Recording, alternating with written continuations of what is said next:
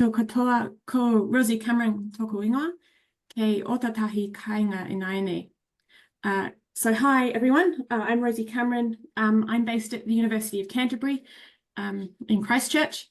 I've got a star next to that because I'm actually going to be moving to the University of Sydney later this year, but based in Canterbury for now. So I'm going to be talking today about some work I've been doing with this group of people who I work with at UC, looking at evaluating our teacher decisions behind how we set up some of the quizzes in our engineering maths courses.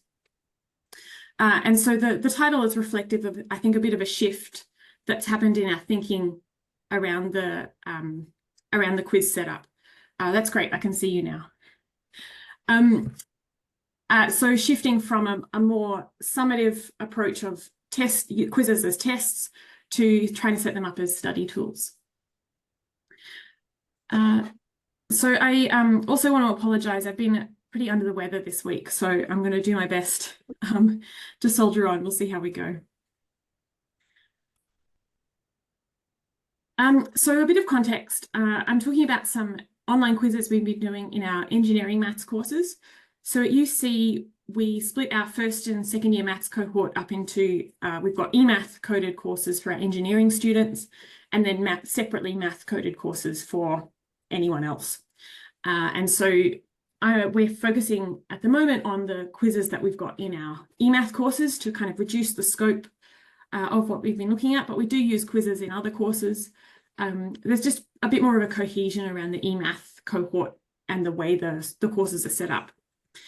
So we've got first and second year eMath courses, and there's about 800 to 1,000 students that travel through the main cohort. And then the quizzes are part of the formative assessment for the course. So between the courses, maybe between 10 to 15% of the course grade is in these formative quizzes. And they don't have written assignments. So this is the main regular formative feedback that the students get throughout the course, as well as tests and exams. And they have regular written tests and exams within the course. So the quizzes are written in the Stack Moodle plugin. And so they're a Moodle quiz, but with the Stack system underneath that. So I'll talk briefly about what Stack is and what that looks like. But my main focus is going to be the decision-making that went into the quizzes. So Stack is a Moodle plugin, and so it plugs in a computer algebra system into Moodle. And so you create a Moodle quiz that sits within the Moodle LMS, but it has that computer algebra system behind it. So it does algebraic grading of student input, and there's a whole lot of options, a whole lot of power behind the way it can grade. It can grade with or without simplification. It can grade algebraically equivalent things or look for particular feedback. You can also do some JSX graphs and grade dragging points on graphs and things like that. But there's a whole lot of power behind the grading system. You can set up decision trees for feedback, and so you can either give a correct, incorrect feedback, or you can give particular feedback based on the student responses. It just depends how you want to use it, or really how much coding you want to do in that decision tree for the feedback. And then, of course, it has randomized variance that you can control to varying degrees.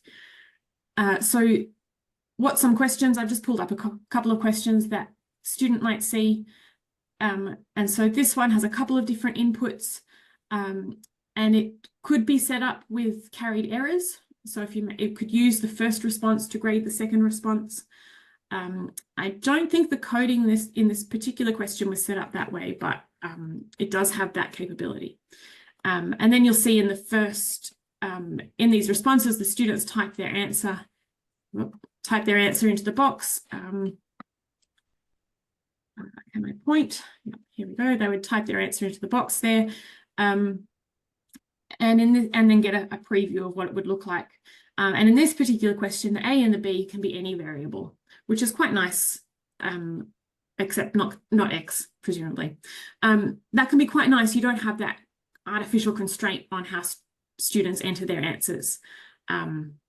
So with integration, if they're entering in plus C, it can be any variable. Again, it can be capitalized or not capitalized. You're not necessarily having to be picky about that. So a student would input their answer, and then some of the Moodle settings allow you to put a check box next to the question. And so the student might click check and get some feedback. And so we've got this first one right. And then I put something silly for the second question, but they've got that wrong. And then it gives a whole lot of feedback below that I've cut off some of that. Or you could give less feedback and just say incorrect without giving more directive feedback. So you've got a lot of options there in terms of what level of feedback you give to students within the question. Another thing it might do is integration gives some nice default feedback. So it might give you feedback like a nice way to check if you've integrated correctly is to differentiate again and see what you get back. And so this says if I differentiate this silly answer I get back, I should be looking for hyperbolic sine function, but actually I get this other function. So something's gone wrong there. So maybe that's trying to point the student towards how to work out the correct answer. Or I might have different variants within the question. Some of the Moodle settings allow you to, if you get a question incorrect, you can either try that same question again and improve on your answer, or you might get a different randomized variant. And so in this quiz, I got a different randomized variant and I worked it out again, and this time got the correct answer. So I won't go into the feedback, the coding systems, but there's a whole lot of documentation. There's some really nice documentation on Stack online that I'm happy to share in the chat at the end of the talk if that's useful. So I'll give a little bit more of a context of the quizzes as we've used them, and then have a look at our preliminary results for some reflection and self-reflection that we've done about how we made those decisions. So our courses in our first year courses at Canterbury have had online quizzes since the earthquake years, so about 2012. Pre-2020, we used Mobius or Maple TA, and all the quizzes had deferred feedback at the end of the quiz attempt. So you work through all the questions and you click submit, and then you get your list of feedback. And usually we would have multiple attempts at the quiz. So students could theoretically take that feedback and reattempt the quiz with different randomized variants in it, but more or less the same questions and improve on their grade. Then in early 2020, we implemented Stack and Moodle quizzes. And so we shifted all our questions from the Mobius system into the Stack system. Still using that deferred feedback mode. So the setup of the quiz was still fairly similar. It was just in a different system. And then in 2023, around about that, so over the course of a few semesters throughout different courses, we shifted from a deferred feedback mode, where you get just the feedback at the end of the quiz, to an immediate feedback mode, where you have that check button at the end of each question. So we implemented a system where you would do a question, click check, and then reattempt the question. So it would be something like this. So I do this question and click the check button and get some feedback. And then I would click try a new question. I think most of the quizzes use try a question like this function, which gives you the same sort of idea, a different question, but a different variant of the same question. And you work through it again and get that immediate feedback. And so the goal is to work on each question until you get it correct.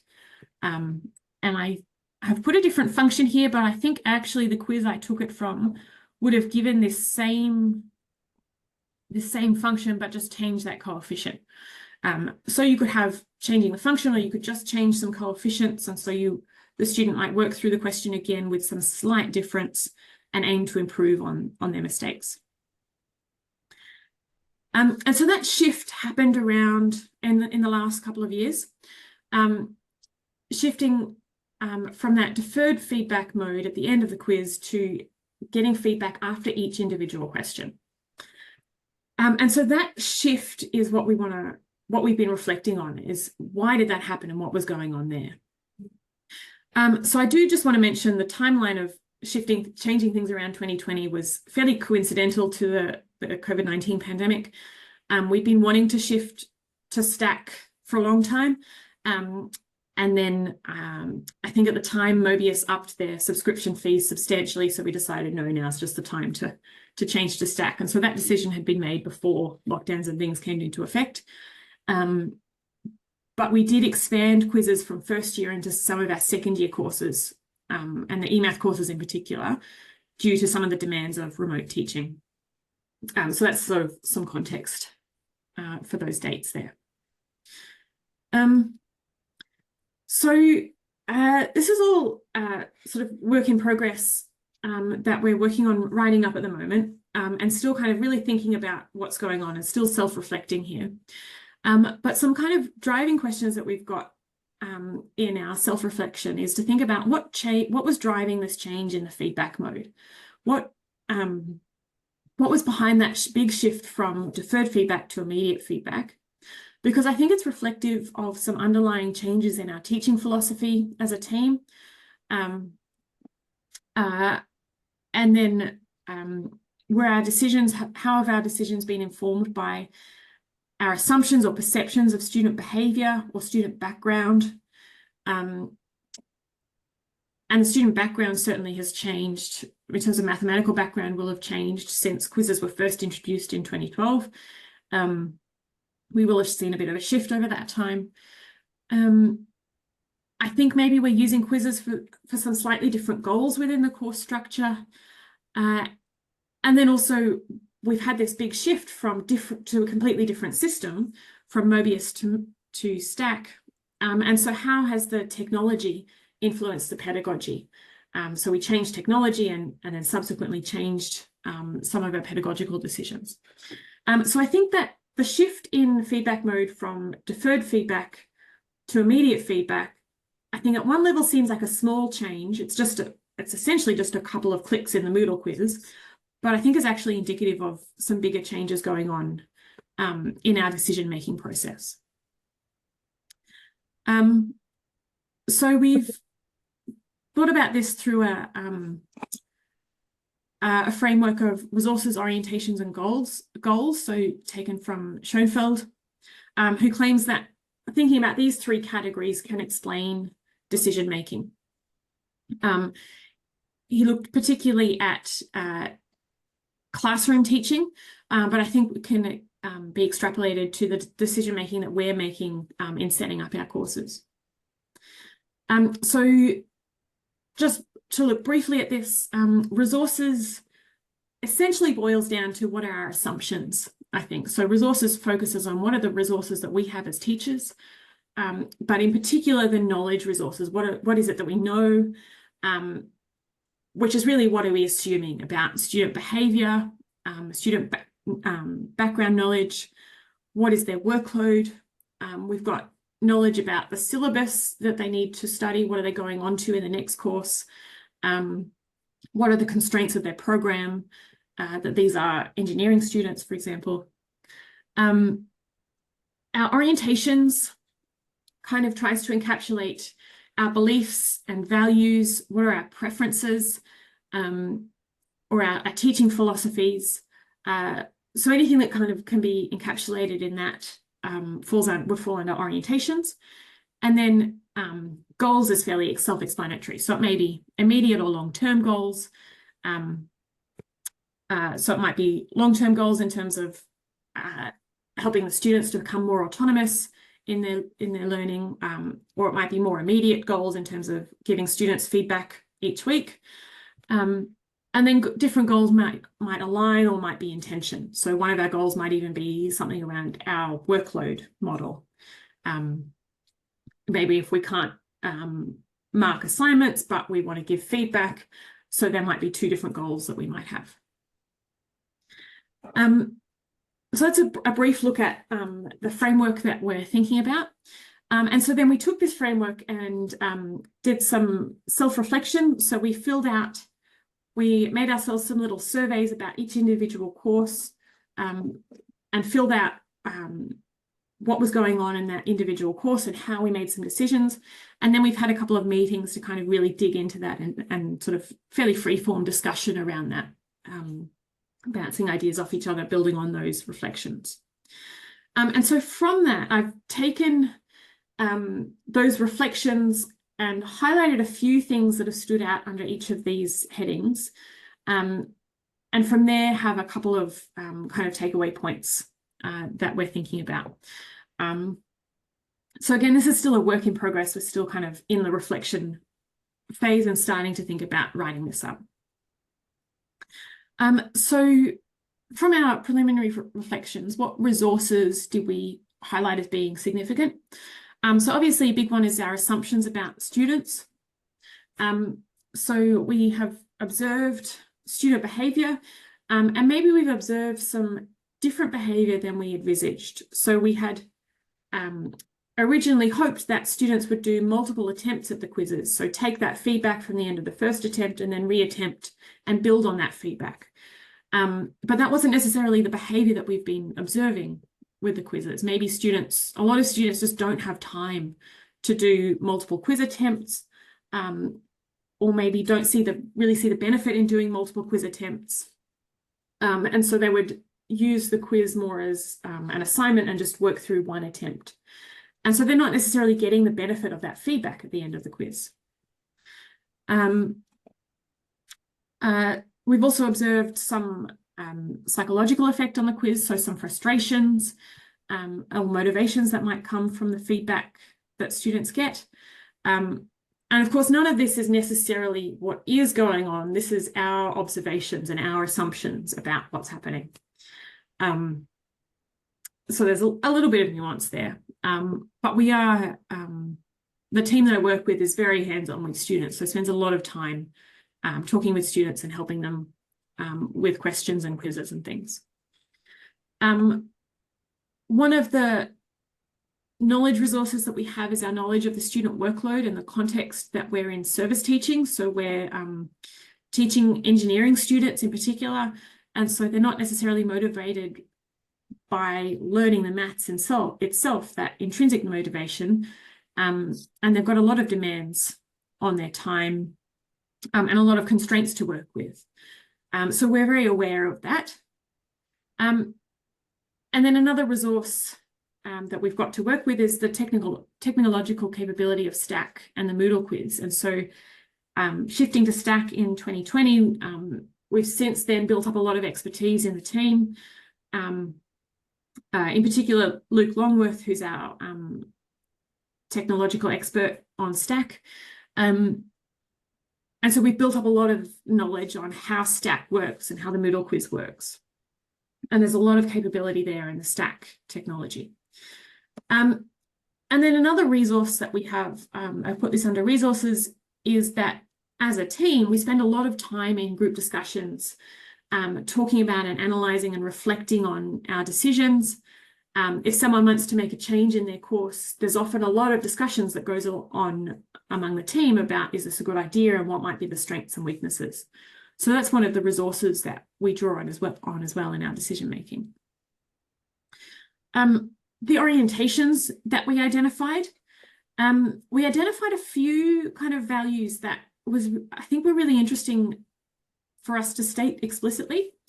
So I've just highlighted a few here. One is that we wanted to consider the psychological impact of the assessment on students. And so we wanted to reduce any unnecessarily negative experiences. So we know that assessment comes with stress, but one of the things we're trying to do is be mindful of reducing negative experiences where we can. We also highlighted one of the values that came up in our discussion is wanting to trust student autonomy. So our idea there was wanting to give them a resource to study with, this quiz, and then let them use it how they would like to in their study, rather than trying to force them into a particular study behaviour that we think that they should do. We've become increasingly mindful of what I call C students, rather than just thinking about our typical A students. And so I use these terms. They're probably terrible terms to use, but we use these terms as sort of straw man ideas to keep us mindful of the students who are coming with prerequisite knowledge and work really hard, but at the end of the day, their goal is to get a C, a passing grade, which helps us be mindful of these students rather than just trying to picture a student who's maybe a brilliant mathematician and working through towards an A grade. So that helps us to be mindful of the breadth of our cohort a little bit, as well as trying to be increasingly mindful of our Māori and Pacifica students, or our first in whānau, our first in family students at university. And so those 2 points are we're trying to be increasingly mindful of the breadth of our cohort. And then another interesting orientation or value that came up in the discussion was that one of my colleagues commented that we're trying to be non-adversarial in our assessment design. So our quiz design was aimed at creating this useful resource rather than trying to set up this forcing students to do behaviours that we want, assuming that they're in opposition to that and wanting to do behaviours that they want. So trying to set ourselves up as working alongside the students towards their learning goals. And then finally, the goals that we identified, a few of those came up, obviously student success, so wanting good pass rates, but that are reflective of learning. So trying to equip students to achieve the learning outcomes. I think an important goal that we identified was wanting the quiz to be a useful resource for student learning. And that, I think, is one of the more important goals that we've identified in this discussion, as opposed to the quiz being a test or something that we try and force them into a particular study habit. And so alongside that, we wanted to facilitate productive use of student study time. If they've got a set number of hours, we want those to be used in a productive way.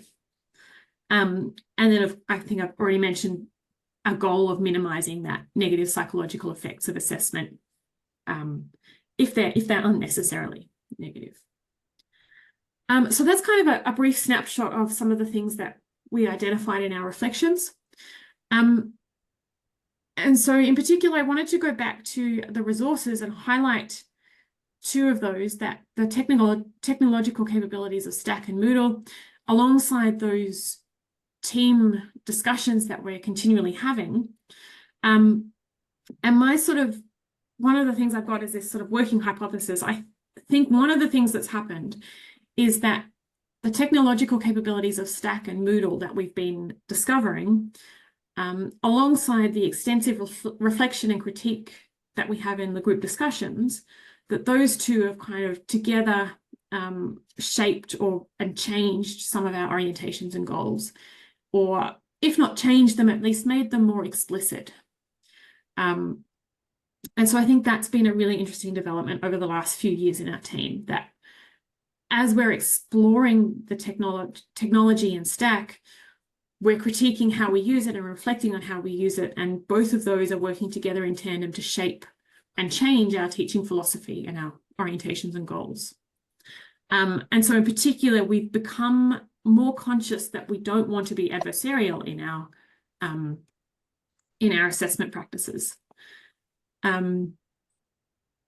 I think this also has some implications for equity. So we're more reflective on how all of our students interact with the course assessment, and aware that there will be a variety of student contexts. So some students might be pressed for time, might have particular constraints on how they can study, or might have different preferences, might have different backgrounds or background knowledge and experience that they come to the course with. And so we're increasingly mindful of the diversity there of our student cohort. So that's kind of where we're up to at this point in our it's very much a working hypothesis and ongoing discussions. And so where to from here? So the Stack, there's a big online Stack community. So there's a lot of discussions that happen in the Stack community about setting up quizzes. And I think as a team, we're well placed to contribute to those discussions about quiz implementation. And Luke and Speedy, I believe, have already been working on contributing to some of that work. And so in particular, I think we're well placed to prompt some reflection on what are the assumptions or goals that are behind quiz design in various contexts. I think will be a nice piece of research to do on what are the student behaviours in quizzes. I think that's obviously some work has been done on that, but I think that there's scope to investigate that further, particularly as we are using Stack more and more and exploring some different options within Moodle. Because a lot of our assumptions, if we think back to that resources slide, were based on our observation of student behaviour. And so it would be good to kind of examine that more closely. So as I mentioned, this is a work in progress, so suggestions are very welcome. And I will be in Sydney by the end of the year, so drop me a line if you're in town or would like to catch up. So thanks, folks. I will finish there.